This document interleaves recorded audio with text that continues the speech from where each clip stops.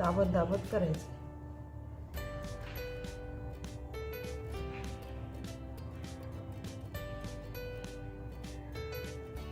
यावरचं थोडं काढून टाकते मी.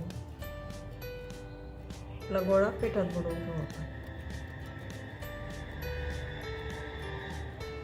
आणि हातावर दाबून घेऊ, म्हणजे सारण आपलं सगळीकडे पसरतं. हलक्या हाताने लाटू. आता आपले पराठे एकदम मस्त होतात आणि करायला सोपे. तुम्ही अगदी पहिल्यांदा केले तरी छानच होते. या पद्धतीने करा तुम्ही.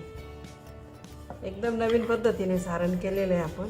मधून मधून थोडं पीठ लावायचं आहे आपल्याला. बघा तांदळाच्या पिठाने छान सरकतं. तुम्ही कणिक घेतली, गव्हाचं पीठ घेतलं तरी चालेल. दोन्ही बाजूने हळूवर आपल्याला लाटून घ्यायचं आहे. आपला पराठा लाटून झाला छानपैकी, एकदम मस्त झाला बघा.